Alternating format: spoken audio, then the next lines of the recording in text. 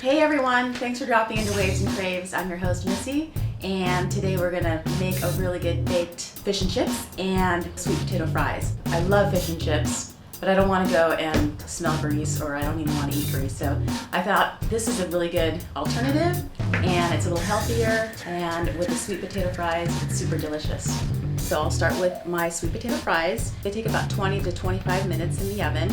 And the cool thing is that I could also bake the fish at the same time because it also bakes at 450. So I can throw everything in the oven and 25 minutes, it's all done.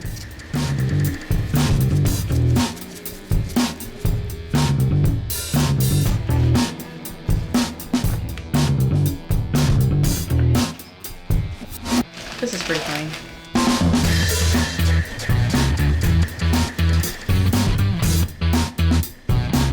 I like using a cod myself, a whitefish. Any whitefish will do, like halibut or even trout if you want to do that. I'm not really a freshwater fish gal. I like cod, so it's flaky and it's easy to make, and it's readily available at the store. It's usually pretty inexpensive, so I like using the cod myself, and I love the way when you cook it, it's all flaky and delicious.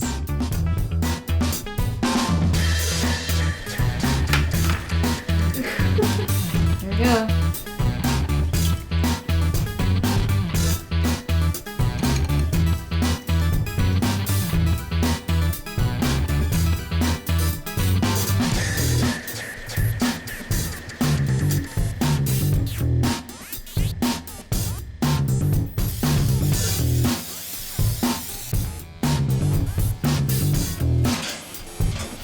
Tell me about the aioli. Is that also healthier, or is it just your own twist on aioli? It's my own twist on aioli.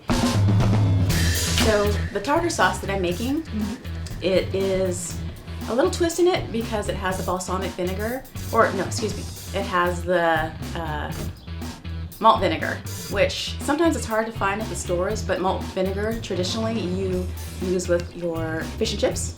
This one I'm just gonna stick into the tartar sauce so it's all in one, and it's really delicious. It's such a compliment. And you're gonna love it. I love it anyway.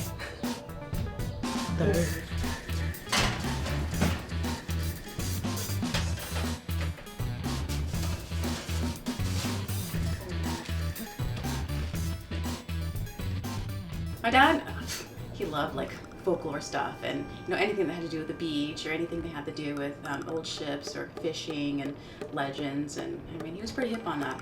So he told me about the whole story, and he would tell me about it all the time, and then inevitably I started listening.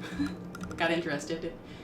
There's a folklore, I don't know if it's true or not, and my dad used to tell me about this story of this Spanish ship called the Trinidad, and apparently it was lost in the 1500s, and it came from Mexico, and it came with 3 other ships, and one ship returned, one ship sank, and one ship just disappeared. So they think that it may have just disappeared into the sea. But there's been so many different stories about it sinking and where it's at, and I think that's one of the reasons Buck got its name, Buccaneer, because they thought maybe it went down in Buccaneer Beach. And I think I've been reading up on it a little bit too, and they have this story about this doctor who apparently decided to look for it, and he said that he found artifacts, and he found gold coins, and he found skulls, and guess where he found it? Inland of the harbor. So yeah. Of Oceanside. Yeah, of Oceanside Harbor. So he said that that's where he found it, but like the Historical Society will say, give us proof, and they never were able to give proof. He never did it. So they thought that he did it for attention, because they never were able to recover any of it. But this is in the 1950s, right? And so that's what they said, that they somehow or other, I don't know how they arrived to it, the ship sank, and then they buried their treasure inland, which would be the San Luis River. Interesting. Yeah. So, I have more to say. So anyway, so somebody tried to look for it again in the 80s, and he ran out of money. And there were big storms, and a lot of his equipment got wiped out, and so it just had to go to the wayside. So no one's ever found it. However, like the Witta, you know, the one that was found off of the East Coast. That guy lived for it for 20 years, and everybody said it was a bedtime story and folklore, but he totally believed in it, and 20 years later, he found it in the 80s. I mean, so who knows? But apparently this guy said he has maps, and he has, you know, documentation, but I don't know. No one's ever found it, but I think it's pretty rad. And I always keep an open mind and look for gold coins on the beach. You never know.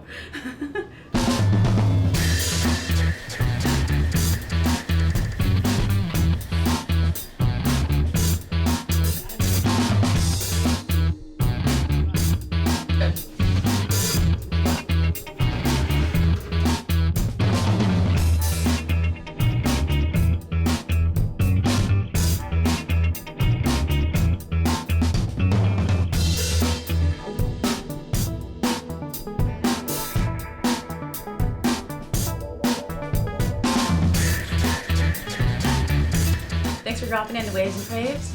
Go ahead and check us out on wavesandcraves.com and check this dish out. You're gonna love it. It's easy and fun and really delicious. Perfect. And don't forget to smile in the lineup.